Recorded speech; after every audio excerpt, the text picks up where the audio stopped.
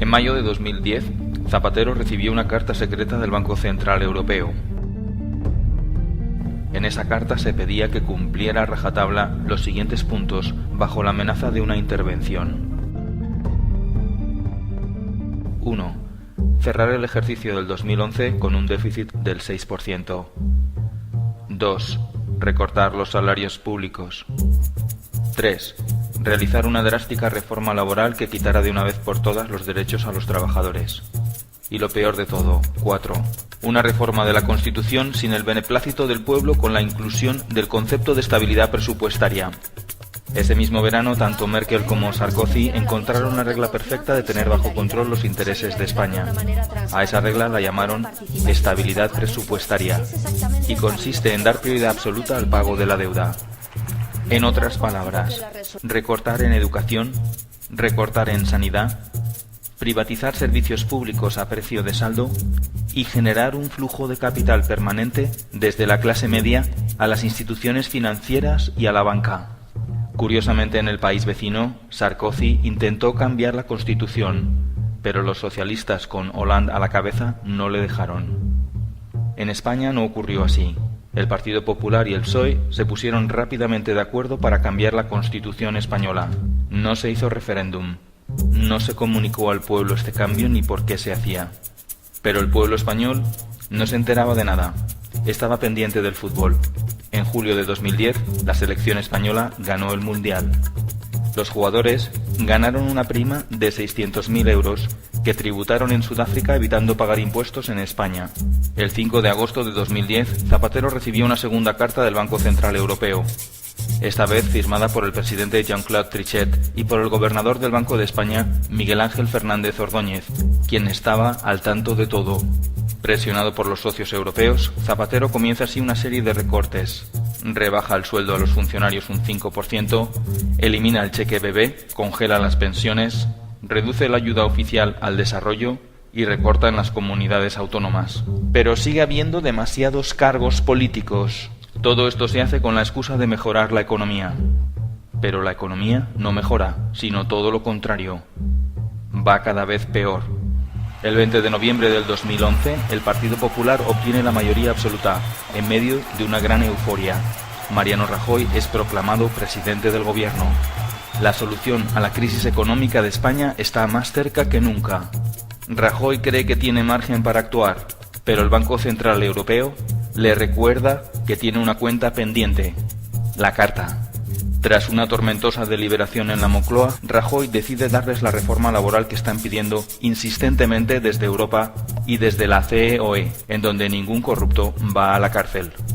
Una reforma en donde el trabajador se convierte de la noche a la mañana en un criminal fuera de la ley.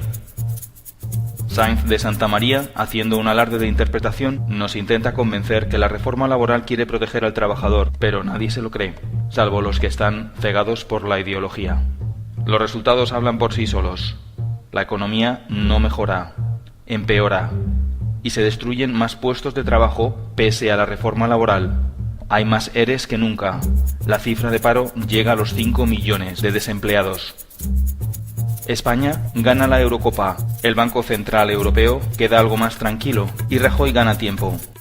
Trata desesperadamente de absorber Bankia por CaixaBank, pero la estafa monumental de Bankia le estalla en plena cara.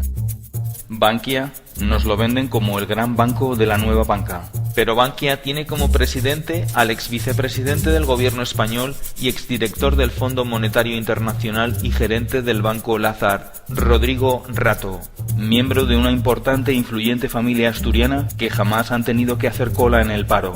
Rato, el gran artífice al que todos los españoles debemos rendir pleitesía, consiguió, con la connivencia y el silencio de la Comisión Nacional del Mercado de Valores, de Zapatero y del Banco de España, obtener 3.000 millones de euros de capital en medio de una crisis.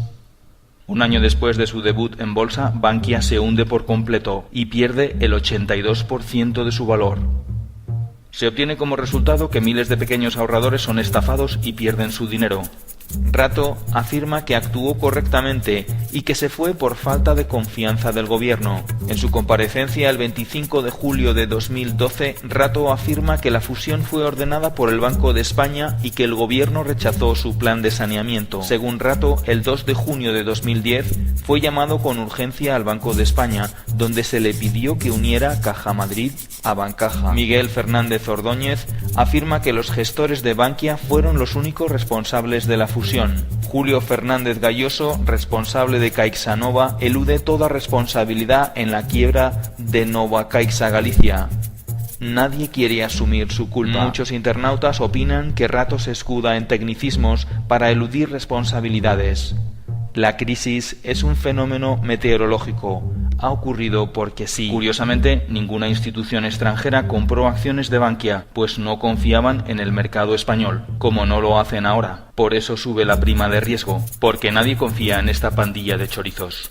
Pero nadie va a la cárcel por el momento. Los mismos que han generado el problema, los políticos, los bancos y algunos jueces que se inhiben de actuar, son los que ahora nos dan la solución al pueblo soberano.